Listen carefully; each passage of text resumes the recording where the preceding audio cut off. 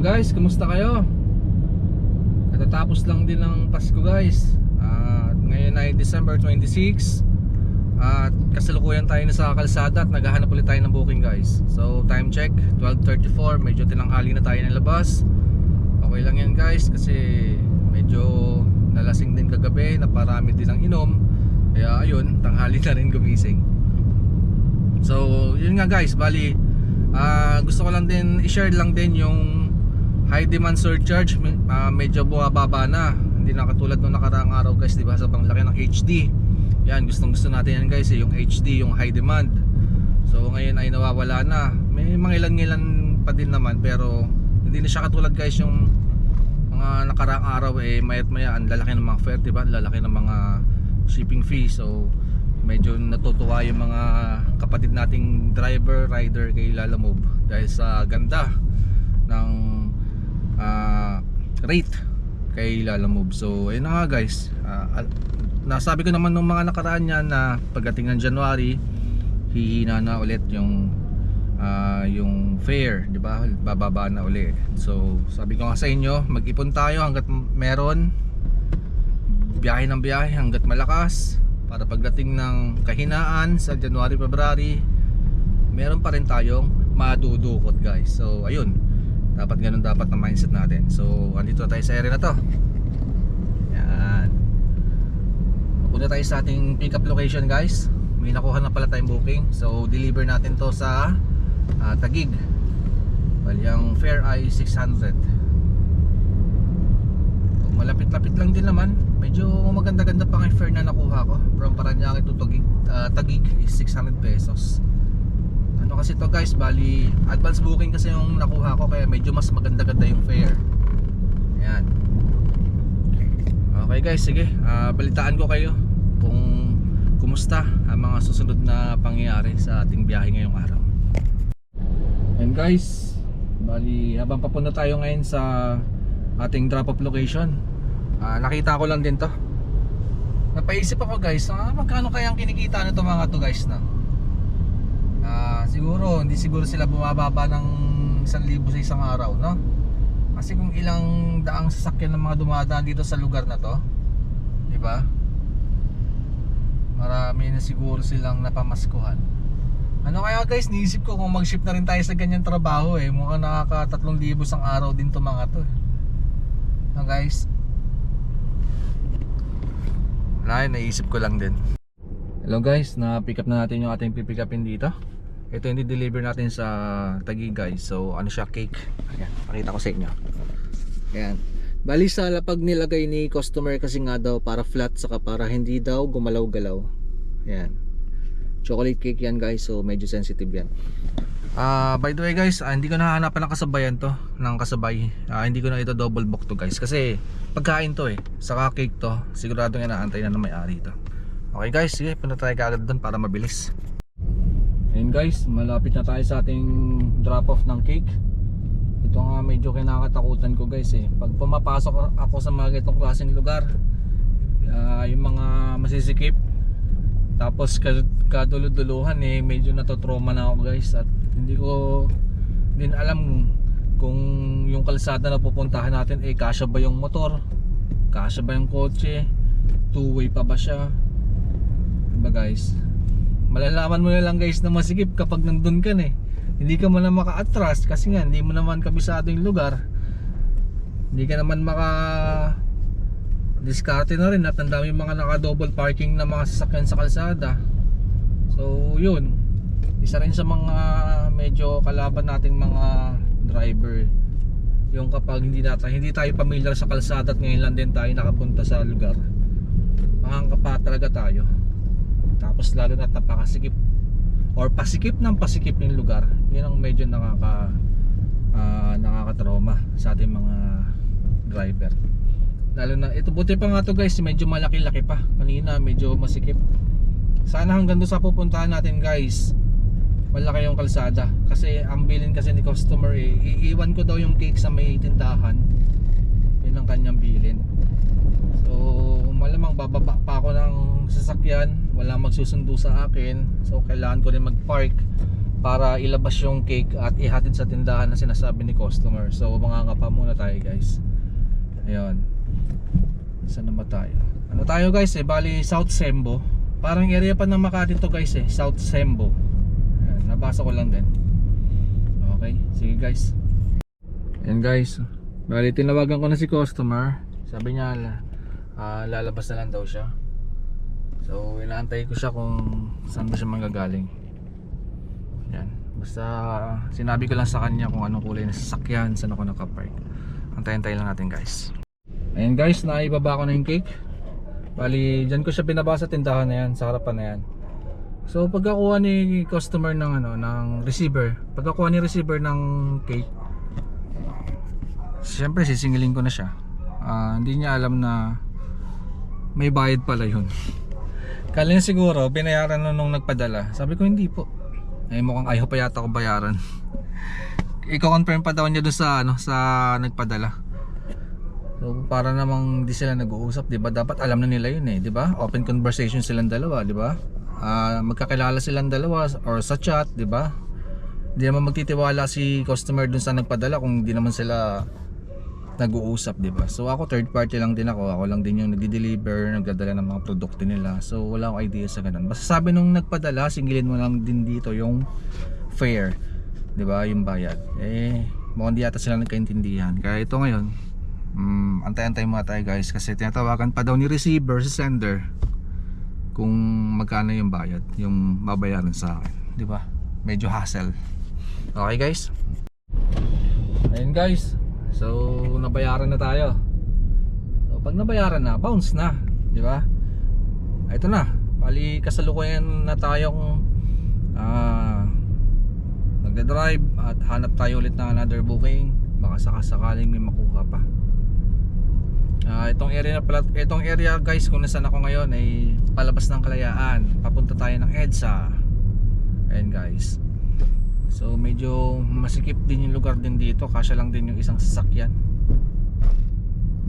Okay, sige guys, balitaan ko kayo. Hello guys. So andito na tayo ngayon sa Magallanes. Ayan, dito tayo sa area ng Magallanes guys. So time check 2:15 ng tanghali at nakaka isang booking pa lang tayo guys. Ilang oras na rin kasi tayo lumabas, alas 12 na rin. So yun. Nakakaisa pa lang din tayo. Tapos guys, ito pala tumawag sa akin yung mga dati kong ka-work. So meron kaming reunion ngayon. Syempre yan Christmas reunion. Every year kasi guys nagkikita-kita kami. Well, sama-sama lang din para kumbaga na kahit paano andyan pa rin suporta ng mga tunay na kaibigan na kahit mga tuwing Pasko lang din magsama-sama naman kami. So guys, hindi rin tayo magsasagad ngayon sa Lalamove. Kasi pupunta tayo ngayon sa reunion ng mga tropa, ng mga kaibigan. So diretso tayo ngayon doon. Tapos makakilala nyo rin kung gaano kakulit yung mga ating mga kaibigan guys. So ayun, hindi ko pa nga alam guys kung anong iinumin namin doon Pwede na ba yung gin kalamansi? Tapos yung kalamansi mga 1 kilo. 1 kilong kalamansi tapos isang boteng gin, pwede na ba yun? Sarap sana guys kung kung mga lang Fundador tapos yelo, no? Ice wrap, ganun.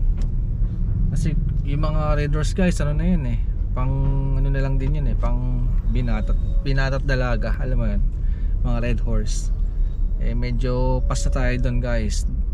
Doon na tayo ngayon sa mga inuming pang matatanda, mga brandy, yung mga yan. Okay, sige guys, samahan nyo ako. Punta tayo ngayon sa bahay ng ating mga tropa at a-attend tayo ng reunion. Ayun guys, so ayun, umuwi muna tayo saglit para magpalit ng damit.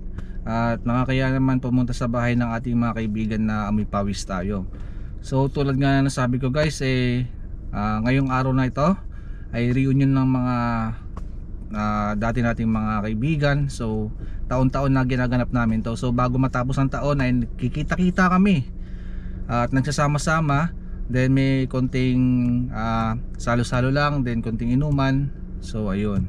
So puntahan natin guys, at ngayon medyo maambon-ambon na naman, dapit hapon na. Time check guys is 4:16 ng hapon. So puntahan na natin. Ayan guys, bali andito na tayo sa area ng Cavitex pa rin to guys, kaso nga lang dito ka nag-entrance sa may yung bago mag-SM Sukat. Yan, merong entrance doon guys ng papasok ng Cavitex. So ang bagsak mo ito guys is yun na, Cavitex na. So mabilis lang, from Paranaque guys, tapos pupunta tayo ng Bacoor or Imus, part ng Cavite. Mabilis na lang guys kasi bukas na kasi itong lugar na to. So ito yung nagko-connecta from Paranaque going to Cavite, itong way na to. So mabilis na lang guys, at wala pa masyado mga biyaherong dumadaan dito guys. Yun, bali 36 pesos lang ang fare sa class 1 pag dito ka dumaan guys. Tapos ang exit nito Cavitex na. Ayan guys, ayan makikita mo rito yung nakalagay doon. Ayan, Bacoor, Las Piñas, Pasay. Ayan. So malaking tulong to guys para iwas din sa traffic at iwas din sa sa mahabang oras na nilalaan mo pag doon ka dumaan sa traditional na way papunta ng Cavite, diba? So yun guys, ito meron pa isa doon, tingnan, basahin nyo guys, nakalagay. Bali, yan, Cavitex, then going to Bacoor, Las Piñas, keep left. Tapos yung going to Pasay exit naman or Manila is right. Yan, di ba? Yun. Tapos guys, pagkaliwa natin diyan, mag-merge na tayo sa sa Cavitex. So, kung dati abutin ka pa ng 30 minutes from Paranaque papunta rito. Ngayon guys, siguro wala pang 10 minuto, diba? Ay hindi lang guys, kung example from Paranaque to Bacoor, pag sobrang traffic abutin ka pa talaga isang oras. Ngayon guys, 10 minuto na lang pag dito ka dumaan. So ayun na mga guys, yung mga sasakyan na papunta ng area ng south, ayan, pumipila sila dyan, mga walang RFID, kaya nagkakaroon ng congested sa lugar na yan. Yan. Pero after naman dyan guys is tuloy-tuloy na. Yan. Okay, nandito na tayo, diba? Bilis lang. Ayun guys, bali andito na tayo sa area ng bahay ng tropa natin. Dito lang yun nahanap ko nga guys yung pinakamagandang bahay at pinakamalaking bahay guys. Yun yung bahay ni Marquez, bahay ng tropa yun. So hinahanap ko malapit lang din dito yan basta yung pinakamansyon na bahay dito guys, yun na yun, pinakamayaman dito yun yun ang pupuntahan natin dito guys. Yan. Wala siya namalengke daw tapos ako nandito, siya wala, namalengke sila ng oras na guys. Parang ito na yata yun ito na nga, may NMAX ito na yun, ito na yung bahay ni Marquez. Ito na nga yun. Aba, ito na nga this is it, Pansit. So ang gagawin natin guys is saan papark? Pag wala mapagparkingan dito. Sige guys, park muna tayo.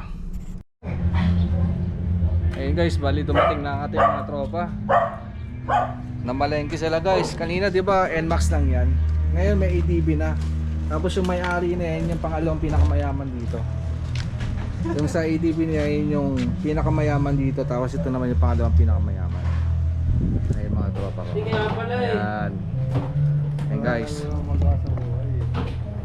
Yan. Namalengke daw sila ng inumin. Kumuha sila ng pundador. Tapos yung isa naman yun guys, yan. Yan yung presidente dito sa asosasyon dito. Ayan ang malupit magluto ng pagkain yan guys. Mga ilang minuto lang at iinom na tayo. Kaya antay lang tayo guys. Okay guys, so ayun, bibili tayo ng alak ngayon. Siyempre, kailangan natin uminom. Bibili tayo ng alak ngayon guys. Kaya kasama natin ang ating financier. Ang ating pangalawa sa pinakamayaman dito yan. Ayan. Ating tropa. Vice President yan dito eh. Kaya pag pumupunta ako dito, yan, bumabaha ng alak dito. Yan ang financier natin. Okay guys, ito. Tamang lakad muna. Tamang lakad. Bili ng alak. Ayan guys, magagabi na. Hello guys, time check 5:57 at ayun, andito tayo sa bahay ng ating tropa. So magsisimula na rin kaming uminom at sisimulan na nating tumagay guys. So bukas na lang ulit tayo bumiyahe sa biyahe. Bumawi sa biyahe bukas. So sa ngayon paunlakan muna natin ang ating mga kaibigan na makasama sila at mag-inuman. At year-end party na kasama ko sila taon-taon naman namin itong ginagawa. So guys, bukas na lang baboy tayo sa biyahe, nakaisa lang tayo maghapon. Hindi na masama, naka 650 pesos tayo isang biyahe lang yun guys. So bukas baboy tayo. Okay?